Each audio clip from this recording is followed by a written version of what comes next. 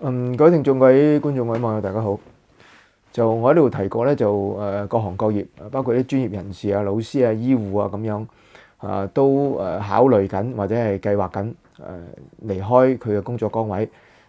好多人都係諗住係離開香港添，去移民。咁啲專業人士走，我覺得就一啲都唔奇怪啊，係因為譬如教師嘅呢個行業，其實對佢哋嚟講係越嚟越艱難啊。係一個高危嘅行業，可能分分鐘咧係會被釘牌啊，甚至被檢控。咁醫護應該唔會啦啩咁樣。咁但係咧即係我諗人同此心，心同此理啦。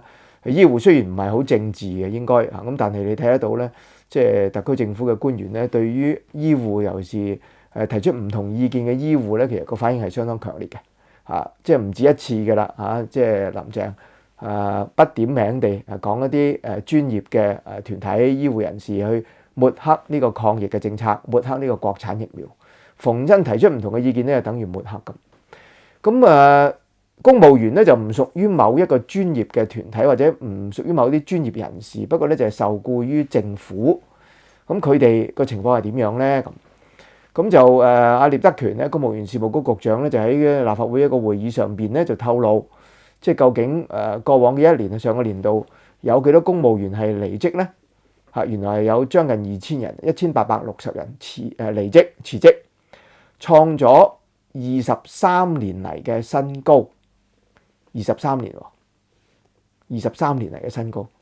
咁咧就政務官嘅流失率咧就大概係5.21%，總共係有21個政務官咧係辭職嘅，比率咧亦都係屬10年之間嘅高水平。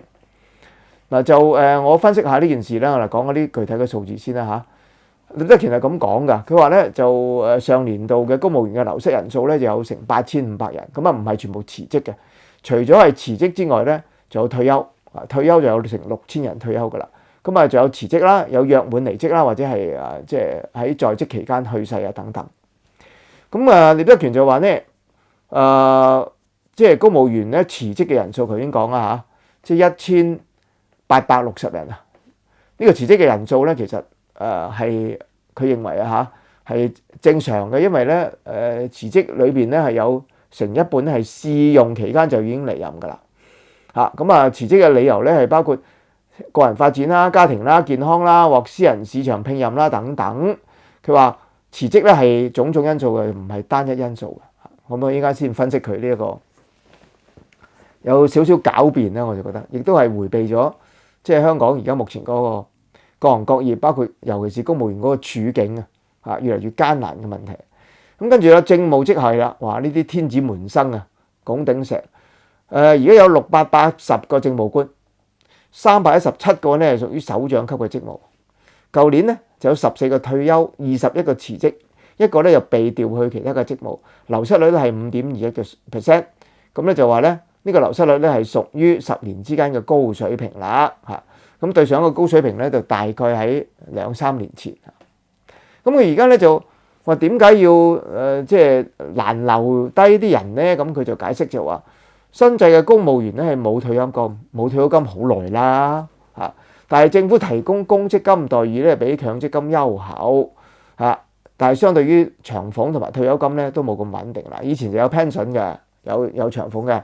後來咧就有一筆退休金嘅，咁而家你連退休金都冇啦，即係好似香港市民一樣。不過咧就佢嗰個就叫公積金，就唔係強積金。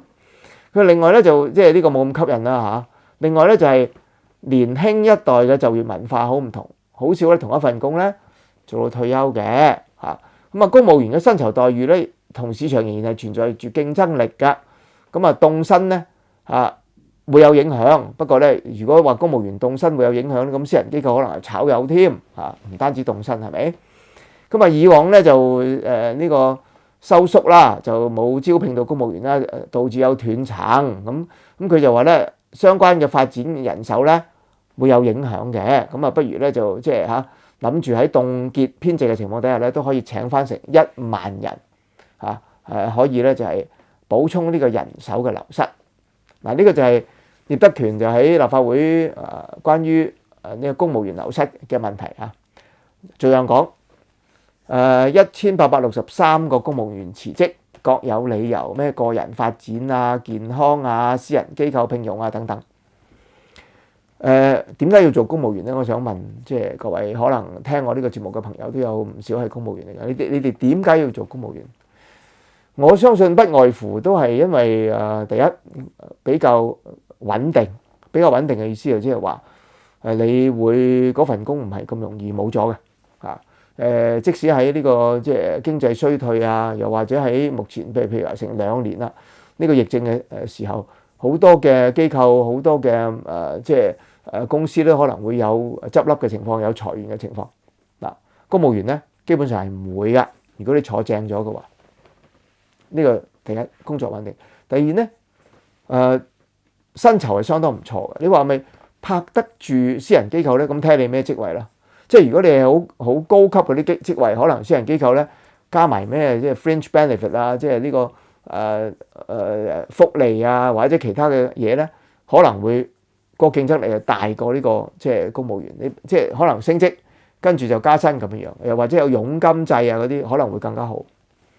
咁但係公務員咧，如果係即使係高級或者係中級或者係低級都好啦，佢哋嘅薪酬嘅水平咧係追得上啊，拍得住，甚至係高過呢個私人機構。你睇得到好多都係啊，即係譬如有啲好低級嘅公務員咧，都係佢哋嘅薪酬嘅水平咧係會比同級嘅私人機構高好多嘅。呢個第二，第三咧就係嗰個假期啊，又或者係準時出糧啊，唔會有任何嘅即係阻滯啊，呢樣嘢係必然嘅。政府作為一個即係咁大嘅僱主咧，佢唔會因為其他嘅原因咧會阻遲出糧啊，嗰啲假期係唔會剝上嚟嘅。私人機構唔係啊，私人機構隨時就拍行當啦，係嘛，翻埋呢日啦，未必有假期俾你嘅。即係所以點解要做公務員咧？就係我成日都講職業穩定、薪高、糧準、假期多。嗱，呢個就係做公務員嘅原因。咁如果啲人考入去做公務員，要考嘅噃。最後都要選擇離開。你話有啲係試用期離開啦嚇，有成一半。我同意啊，即係可能會做下覺得咦唔係好啱喎。但係呢個係以前嘅情況。今天啲公務員走嘅原因，好似有啲人移民嘅原因都係一樣，就係因為政治。即係其實嗰個道理係好簡單嘅啫。今日嘅公務員咧係唔易做嘅。因為你又要宣誓啦，就效忠特區呢個即係擁護基本法啦。呢個宣誓咧係對於公務員嚟講咧係一個金剛圈嚟嘅，就睇下幾時念緊箍咒嘅啫。一念緊箍咒咧，嗰個公務員咧，無論佢係喺在職嘅，即係呢個或者係即係公餘嘅所有一切做嘅嘢同埋講嘅嘢咧，都受到規管。嗱，當然你又可以話。咁香港市民而家一切做嘅嘢、講嘅嘢都受到規管㗎啦。咁公務員係多一重規管嘅，就係講緊呢個聲明嘅問題。隨時就話你發表呢個虛假聲明、虛假陳述係會被檢控刑事罪行嚟嘅，亦都咧有機會呢就係會違反國安法嘅。咁對於公務員嚟講咧，嗱，我相信呢個流失率咧，即係1800幾人咧，唔止嘅，跟住落嚟可能會更多嘅。即係當如果有一啲公務員有案喺度嘅時候，因為呢個聲明出現呢個案件嘅時候，可能會大家會雞飛狗走都唔定。然後政務官咧就即係我識得有啲政務官嘅朋友大家知道考入去政務官咧係一件非常艱難嘅事嚟。AO 政務官薪高糧準呢個不在話下啦，升職機會好多嘅，但係個工作係相當辛苦嘅。但係啲人要考入政務官，其實個目的就真係想喺政府裏邊咧係會繼續做落去，有機會咧做到首長級，即係公務員嘅。政務官亦都係香港嘅管治一個好重要嘅基石啊，或者係講基石，都有啲人話係拱頂石，一個圓拱嘅建築物頂部嗰粒石。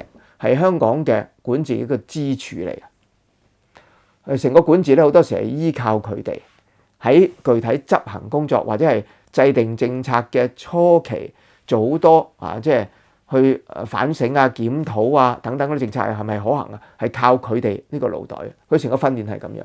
而且咧，佢同一般嘅考入去某個政府部門嘅公務員好唔同咧，就係佢會調去唔同嘅公務員嘅即係呢個政府嘅呢個部門裏邊咧去做唔同嘅工作，去掌握成個政府嘅運作嚇。咁呢一班人咧，其實係即係你睇下林鄭揾佢嘅管治團隊咧，好多都係由 A.O. 嗰度揾翻嚟嘅，由 A.O. 變身做問責局長咁樣去做法。咁咧即係貪佢哋咩咧？貪佢哋熟悉政府嘅運作。咁你睇下，即係聶德權由政制內地事務局調去呢個公務員事務局，雖然就話平調可能犯咗啲即係阿爺唔中意嘅錯誤之類。咁你睇得到佢係因為熟悉政府嘅運作咧，話調咧係好容易咧就去其他嘅政府部門裏邊做。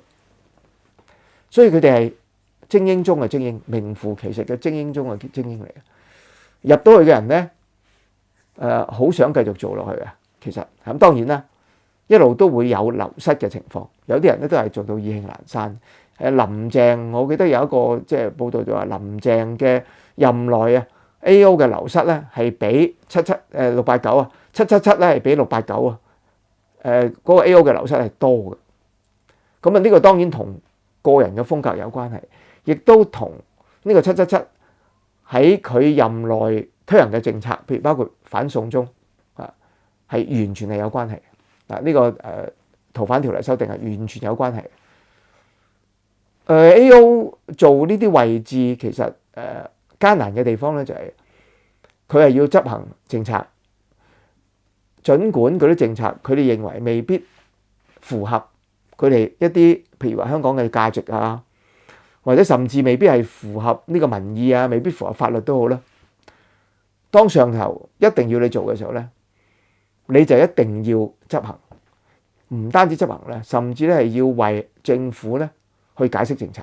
嗱，呢啲對於一啲 A.O. 嚟講咧，未必能夠接受，但係可能好多其他都 O.K. 嘅。如果唔係，都唔會繼續做到今天啦。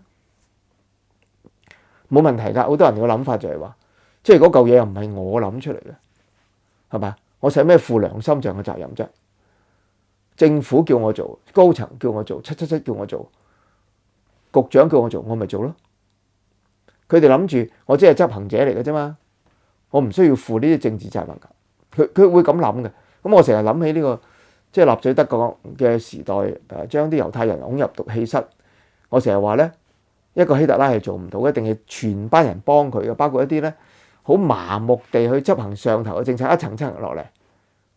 我負責咧就係調度啲火車點樣將啲猶太人送去呢個集中營嘅。我就負責計算咧即係個毒氣室裏邊咧即係有500個人咧，我哋用幾多毒氣先要毒死佢嘅？呢一班人係唔係執行者喎？唔係話撳個掣去殺死嗰啲人喎，亦都冇開槍打死佢哋喎。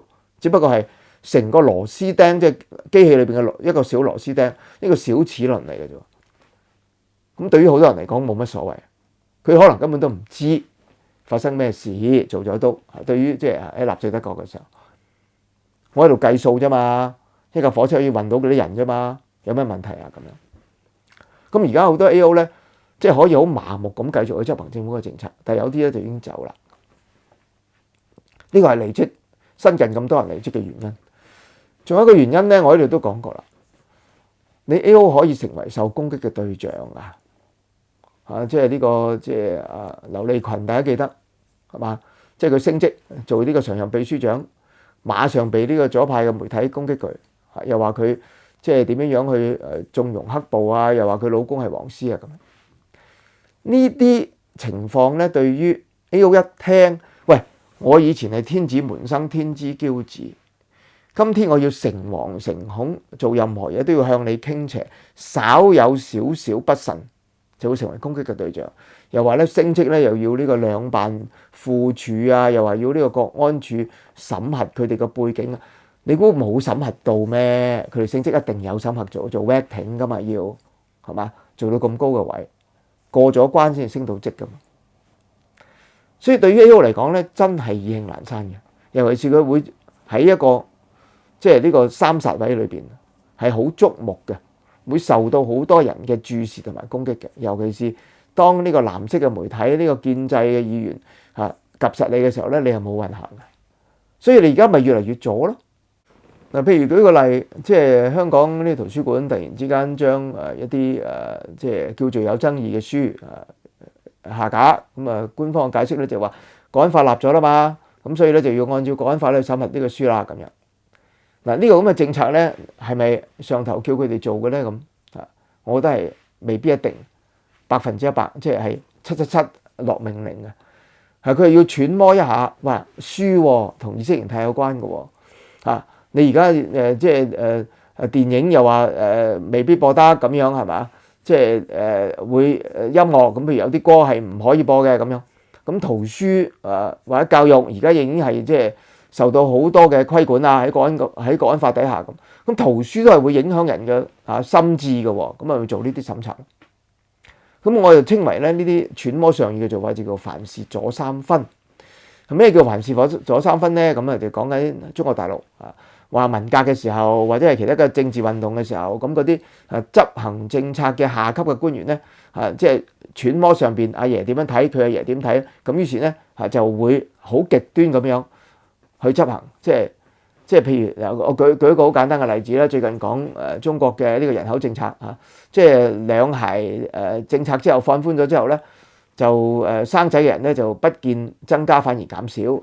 咁以前咧一孩政策咧就好恐怖嘅即係我聽到一啲説法咧就毛骨悚然嘅，喺條村裏邊為咗要保持零生育即使你懷胎唔知幾多月，4個月、5個月就快生都好啦都會一定要你流產嘅人工流產，叫做人流即係打咗個胎落嚟，即係墮胎。咁甚至咧有啲最極端嘅例子咧就係送去醫院諗住同你墮胎㗎啦，點知喺個途中咧生鬼咗出嚟。咁嗰個村嘅支部書記咧，因為唔好即係呢個影響呢個計劃生育嘅成績因為講話成半年幾個月成條村冇人出世咧，咁就成功啦咁樣。咁於是咧就喺途中咧夾硬碾死咗嗰個 BB。咁呢啲叫凡事左三分咯，唔止左3分添，可能左10分係嘛？咁而家香港嘅情況咧係好似嘅。即係好多個政策咧，係即係做出嚟咧，未必係上邊一個命令底下一個動作，而係底下啲人咧一路估緊上邊點樣諗而做呢個即係最左嘅政策出嚟。圖書就係啦，係嘛？做咩要審核啲圖書？陳淑莊嗰啲咩邊走邊吃邊抗爭係咩嚟嘅啫？點解都會違反國安法而要將佢下架咧？咁樣。咁呢個就係凡事左三分嘅表現。咁呢種凡事左三分嘅文化咧，喺成個官場裏邊咧係流行嘅。佢要睇住文匯大公做人啦，要睇住建制派嘅議員去講嘢去做人啦，佢諗住唔好去得罪佢哋，或者唔好等佢主動去鬧你，你先做嘢。咁佢預先就會做咗嘢先。喺官場裏邊，唔係個個人係受得到呢一種文化。頂唔順咪走咯，薪高糧準係點啫？咁我聽到有啲就掟糧走添啦，唔好搞我啦，費事煩費事活喺呢個惶恐裏邊好人好姐係咪？反正做多1-2年就要走噶啦，不如就留低一個愉快嘅回憶離開，然後睇住即係嗰嚿錢如果夠啦，差唔多啦，啲細路又大啦咁之類，咁就移民他去啦。即使細路唔大都好啦，都係諗住嗰邊嘅教育咧可能會比香港好喎，嗰邊嘅環境安全喎，為了呼吸一口自由的空氣，咁就寧願離開政府，離開香港。目前香港嘅情況就係咁樣，即係我哋要解讀公務員嘅流失，你即係當然聶德權咧就唔係即係講大話嘅，譬如話個人發展啊、家庭啊、健康啊、私人市場聘任啊咁樣我覺得唔係講大話，不過佢冇講清楚事實嘅全部啫。咩叫個人發展啫？移民都係個人發展㗎。目前咧就冇任何嘅統計，唔係好似老師咁樣啦，有個統計究竟香港嘅公務員幾多人會走咧？咁樣幾多人會走係包括離開政府或者係離開香港。但係咧，我覺得佢做呢個調查咧，譬如講緊呢個工會去做啦，講緊第一佢哋唔會做即係公務員嘅工會咧都係比較親建制嘅，即係比較親政府嘅。佢主要工會嘅成立目的咧係同政府去傾薪酬嘅啫嘛。佢哋唔會涉及呢啲即係咁政治嘅嘢，佢哋係唔會做調查嘅。即使你做調查都好咧，我諗佢公務員都唔係好敢答。喺今時今日嘅政治氣氛底下咧，可能佢連調查都信唔過，佢哋都擔心呢個調查會唔會泄密嘅。所以有幾多人會離開香港？即係公務員裏邊，你係從呢個流失率咧，可能會反映到一二，就調查唔到佢哋真心想離開香港究竟有幾多人，而係佢哋離開公務員隊伍，佢做佢嘅個人發展咧，你會睇到個端倪出嚟。好啦，今日咧就條片講到呢度，咁繼續支持我 Patreon，繼續支持我心情好快嘅 channel，多謝你哋收睇，再見。早前咧就我喺呢度向大家介紹呢個 NordVPN。除咗可以保障你嘅私隱、隱藏你嘅身份之外咧，有啲秘技咧，大家可能唔係好清楚噶。譬如如果大家有睇呢個 Netflix 嘅話咧，有啲片咧係即係美國人先睇到嘅，香港係睇唔到嘅。但係你透過呢個 NordVPN 登入咗美國嘅網址嘅話咧，咁就有機會咧睇到喺美國播出嘅一啲電影或者係電視劇集啦。又例如咧就如果你喺網上邊買一啲貨品，又或者係訂機票啊、酒店咁。